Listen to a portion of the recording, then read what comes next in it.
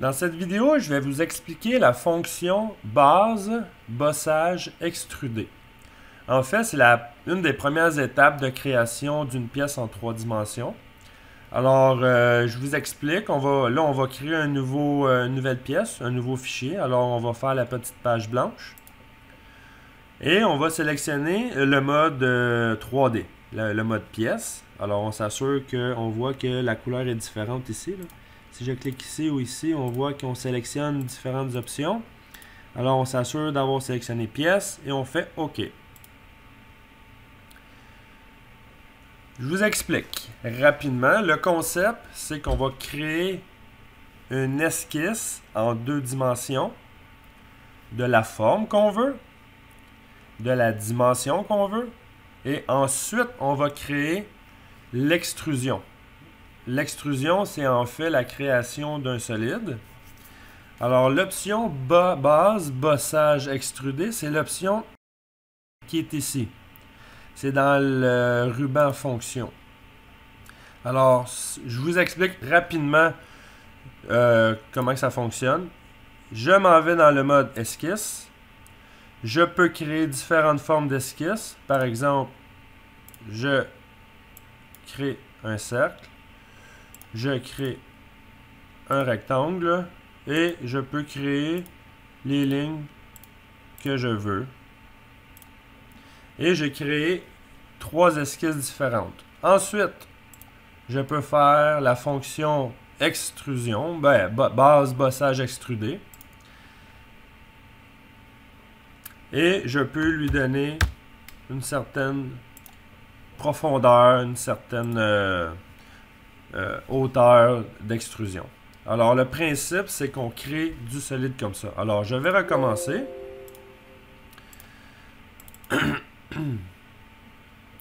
Alors, première étape. On va prendre un exemple d'une pièce qu'on va faire. Alors, l'exemple, c'est cet exemple-là ici. Alors, on va faire seulement de l'extrusion. C'est base, bossage, extrudé. Et on a les dimensions ici à respecter. Alors, ce qu'on va utiliser dans cette pièce-là, ça va être la fonction d'esquisse avec des lignes. Alors, on va créer, en fait, la vue de face. Alors, on voit ici la vue de face. On a des lignes, comme la ligne en haut, à gauche, en bas, à droite, encore en haut, et les 3 lignes de la rainure.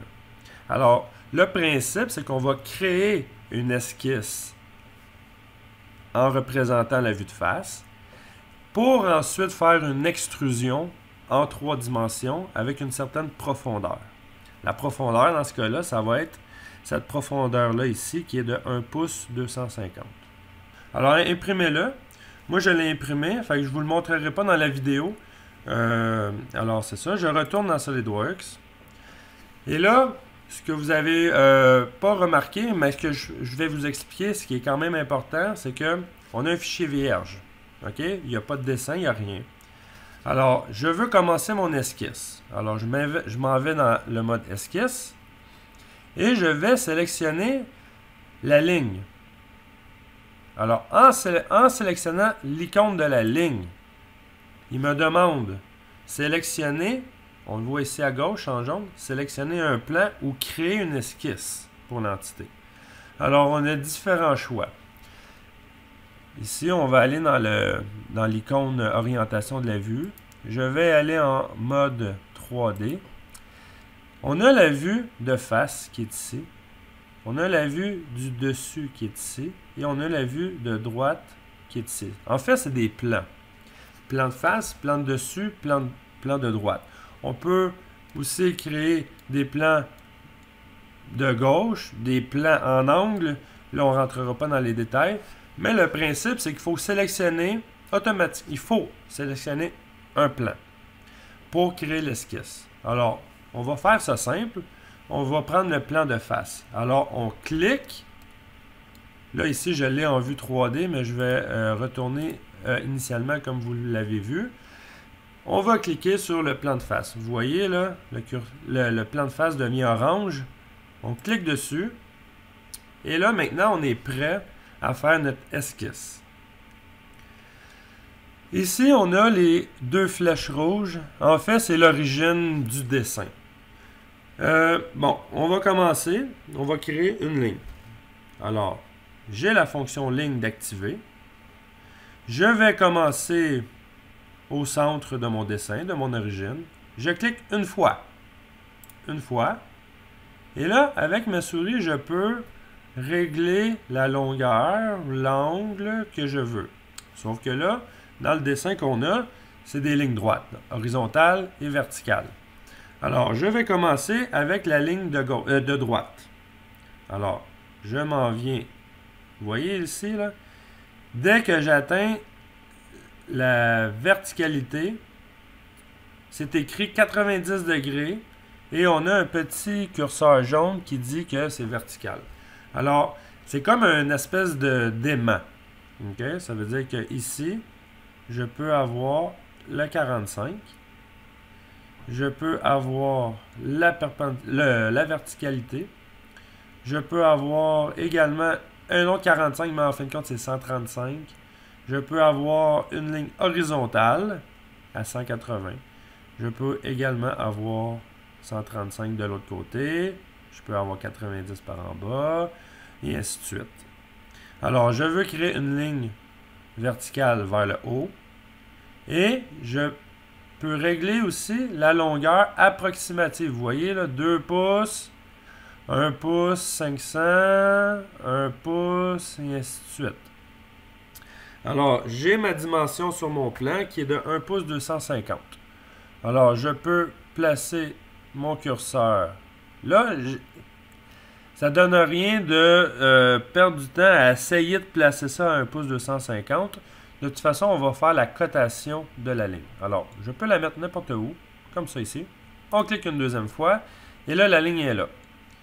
Et je peux continuer une deuxième ligne, et une troisième ligne, une quatrième ligne, ainsi de suite, jusqu'à temps de faire mon dessin au complet. Mais, par expérience, on va y aller ligne par ligne. Alors, je veux désactiver la suite de ma ligne. Je vais cliquer sur, je vais appuyer sur le bouton du clavier Escape. Escape, et on désactive la fonction ligne. Et je veux maintenant sortir la mesure de cette ligne-là. Je veux que cette ligne-là mesure 1 pouce 250. Alors, je m'en viens dans le ruban, toujours esquisse, et on a l'icône cotation intelligente. Je clique tout simplement sur l'icône. Et on voit que le curseur a changé. C'est maintenant des flèches à l'intérieur des lignes d'attache. Alors, je viens. Il y a deux options.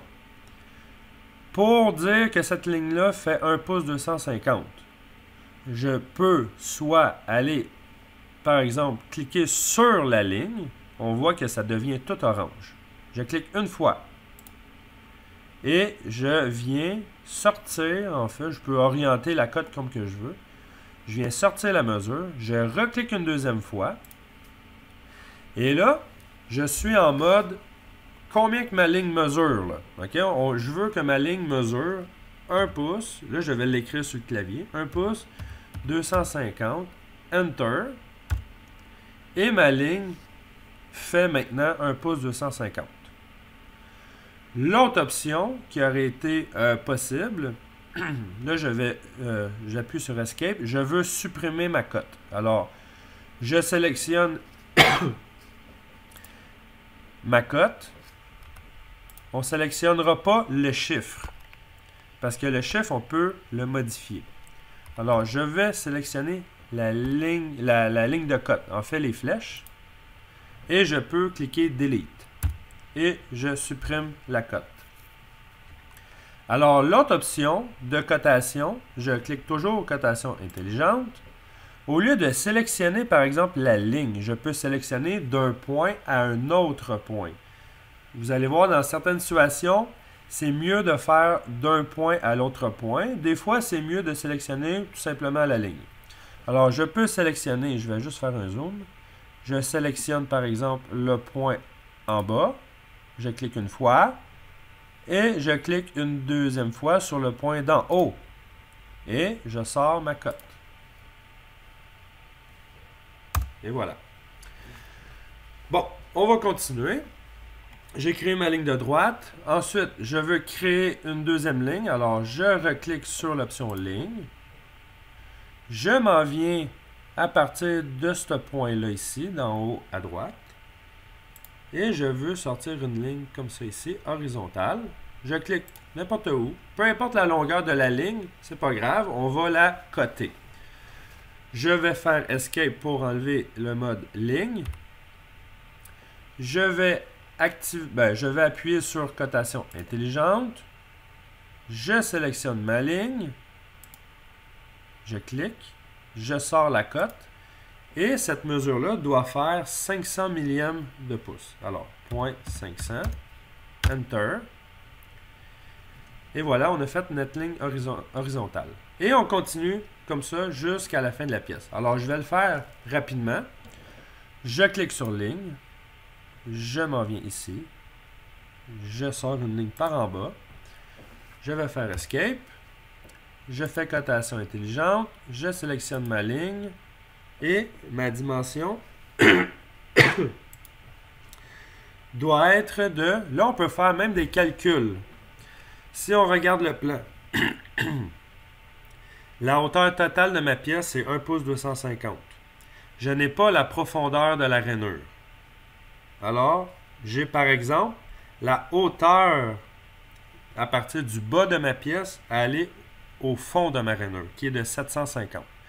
Alors, je vais vous montrer qu'on peut faire quand même un calcul, même si on est dans le mode cotation. Alors, on peut faire 1 pouce 250 moins 750 et le logiciel va calculer automatiquement la mesure. On fait Enter et voilà, on a 500 millièmes.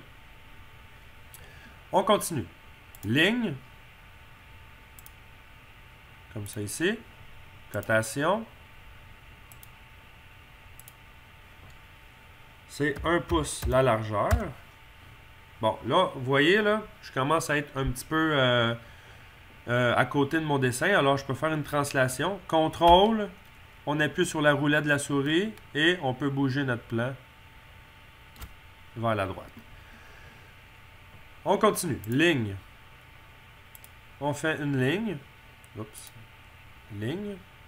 Et là, je vais vous montrer que là, cette ligne-là est identique comme celle de droite. Okay? C'est la même hauteur de la pièce. On veut...